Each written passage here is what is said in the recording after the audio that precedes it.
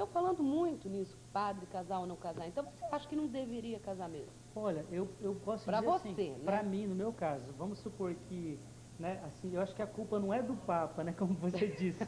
Mas Né, ele não abre, porque tem um monte de padre eu acho casado aí que ele boicota. não, mas eu acho que é um valor. Quando é um valor, e a própria Bíblia aponta esse valor, a igreja deve procurar garantir esse valor, né?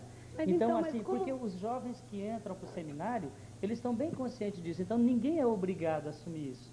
Então, por exemplo, a gente para estudar fica 8 anos no seminário, e a gente sabe muito bem que é assim, a gente sabe como é a vida de um padre. Então, o jovem que aceita o sacerdócio, ele sabe muito bem como é, então ele não é obrigado. Então isso tem que ser uma opção livre. É claro que a igreja pede. A igreja, por exemplo, não vai aceitar. Atualmente a igreja, né, e não sei no futuro quando vai ser, se um dia vai acontecer isso. Eu acho que se acontecer vai demorar bastante ainda. Também Né? acho. Eu acho que Agora, nem vai acontecer. agora cada um que opta, opta livremente. Né? Então ninguém é obrigado. Então é claro que a igreja pede que quem quer ser padre seja também celibatário. Mas a igreja não obriga a pessoa a Mas optar. a Igreja Católica, que nem você colocou aqui no começo, já mudou, fez mudanças, já inovou nas missas, já inovou bastante, aliás. Isso também seria uma inovação para os dias de hoje, né? Então, olha, eu acho assim que tem muitas coisas Para inovar. que devem mudar e tem coisas que não deve devem mudar. permanecer. É, mas eu acho assim que isso tudo faz parte da caminhada da igreja. E eu acredito assim piamente que o Espírito Santo guia a igreja, inspira a igreja, né? Então, se chegar um momento em que isso for de fato o mais indicado, deverá acontecer. Mas no momento não é isso. E essa questão do celibato, isso já é uma coisa assim muito secular, né? Então já são muitos séculos. Séculos e séculos. Eu acredito assim que se fosse uma experiência que não fosse assim edificante, construtiva, ela já teria caído, entende? Mas, Ela resistiu durante todo esse tempo, não é só assim por questão de autoritarismo, entende? Ela resistiu porque de fato é um valor. Se não, Então- porque tantas outras coisas já caíram, entende? Porque não eram valores assim tão consistentes. E, o padre, então o padre, ele não, quando ele se torna padre, ele não é virgem. Ele já teve casos, ele já namorou, ele depois que ele faz essa opção. Olha, se Não, de um modo assim, geral, assim, de um modo geral, eu quero saber se um menino já de 12 anos, que nunca teve experiência sexual, nunca namorou, nunca gostou de ninguém, se ele já opta por ser padre, ou se primeiro ele tem todas as experiências e prefere ser padre. olha, depende muito de cada caso. Mas não caso é um obrigado caso. a ser virgem para ser padre, nenhuma freira é obrigado a ser virgem para ser freira, é isso? Não, não é obrigado. Não é obrigado. É. Só depois É. se manter casto, é isso? Exatamente. Ah, A partir tá. do momento que ele fez a opção, né? Porque a igreja entende assim, que as relações sexuais, elas devem acontecer dentro do sacramento do matrimônio, porque duas... Pois é, só a igreja hoje em dia. Duas né? pessoas- Porque ninguém mais pensa assim, isso que é duro, né, padre? Então, mas aí que está o problema, onde está o bem Pois e a é, verdade, mas né? olha, não, Então, isso aí- o número de abortos, O número né? de abortos, etc. adolescentes É. que têm relações sexuais, mesmo antes de ter corpo para poder procriar. Isso eu Exatamente. acho, tudo isso eu acho errado. Eu acho Então, que e a tudo tem igre- seu tempo. A igreja procura manter esse valor. Então, veja bem, a igreja entende que as relações sexuais, elas devem acontecer, elas são uma coisa muito bonita, uma coisa santa, e devem acontecer entre duas pessoas que são uma só carne.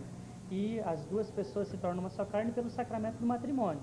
Então, quer dizer, nós não vamos obrigar, né, assim, nós não vamos aceitar para o seminário ou para a vida religiosa somente quem nunca tenha tido nenhum tipo de experiência sexual.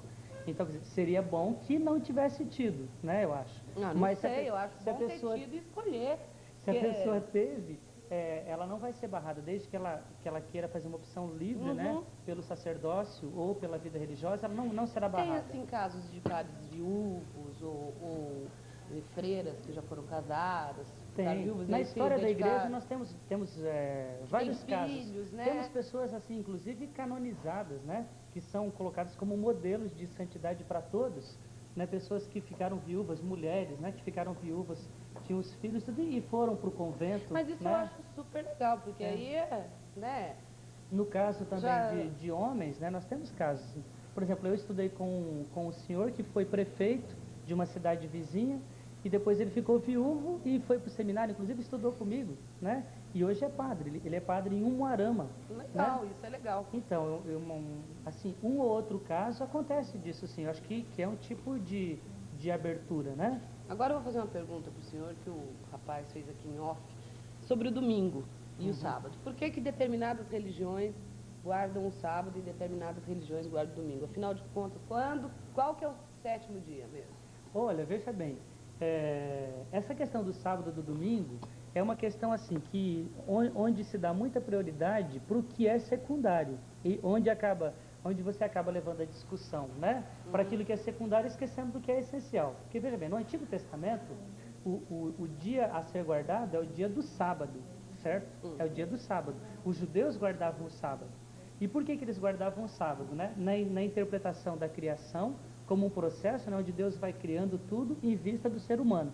E depois de criar o ser humano, ele mostra que tudo está em vista dele mesmo. Então, quer dizer, um dia para que as pessoas parem e pensem que tudo aquilo que foi criado, que tudo aquilo que elas fazem, foi criado por Deus. E tudo deve ser levado a Deus. Então, o descanso sabático, ele tinha esse significado, de direcionar tudo para Deus. Entende? Então, Deus, né, é o fim e o princípio de tudo, o fundamento de tudo. Então, esse é o objetivo de guardar um dia. Seja ele do sábado ou domingo, o objetivo é fazer com que as pessoas se voltem para Deus.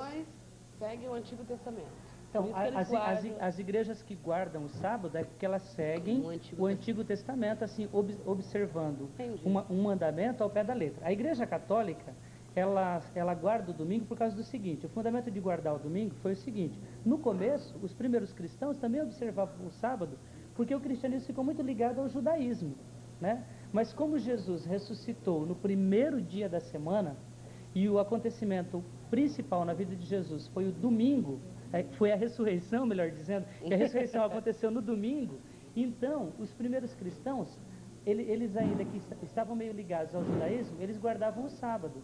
Mas depois, eles se reuniam também no domingo, que era o primeiro dia da semana, para festejar a ressurreição de Jesus, para comemorar a ressurreição de Jesus. E aí celebrar a Eucaristia, a fração do pão. Então aí com o passar dos anos, eles começaram a se desligar do judaísmo, porque poucos judeus, né, se converteram ao cristianismo, eles continuaram sendo judeus mesmo, continuaram somente com o Antigo Testamento. Então aí foi havendo um desligamento. E aí então os cristãos deixaram de guardar os mandamentos próprios do judaísmo, e o sábado era um deles, e passaram a ficar com o domingo, né, que era o dia da ressurreição, onde eles já se reuniam para rezar e para comemorar a ressurreição de Jesus. Porque Agora, Deus não descansou no sétimo dia, não, porque eu acho que Deus nem cansa, né? Claro, é uma linguagem simbólica. É uma linguagem, porque né? Eu acho que se Deus fez o mundo entendido, por que ele ia descansar? Claro. Ele não, né, para fazer o mundo, só Deus mesmo, né? Então eu acho Claro, que ele é Deus é perfeito, né? É perfeito, por que ele é uma coisa da gente. É uma imperfeição, né? É uma Então, imperfeição do ser humano, né? Mas o autor bíblico, né, ele usa de muitas expressões para colocar uma verdade. Só para expressar uma verdade. Né? Porque nós ocidentais, nós somos assim muito, nós achamos que verdade é só um fato histórico ali, entende? Medido, comprovado, científico, assim. A verdade você pode dizê-la de muitas formas. E a Bíblia é super criativa no modo de dizer a verdade. Aí depende de quem lê também, vê Claro. a verdade de uma outra maneira, né? Por isso que, olha, a leitura da Bíblia nunca pode ser feita ao pé da letra. Senão você pira. Pira mesmo, Pira, é verdade. Uma pessoa coerente que lê a Bíblia ao pé da letra, se ela for coerente, ela vai ficar louca mesmo. Fica louca. Porque, entende? Por isso que eu não leio, eu sou tão coerente. Mas deve ler. Não, eu vou lá da sua paróquia, você vai me contando do jeito que o senhor vê. Então, aí eu acho legal, porque eu tenho medo de pirar.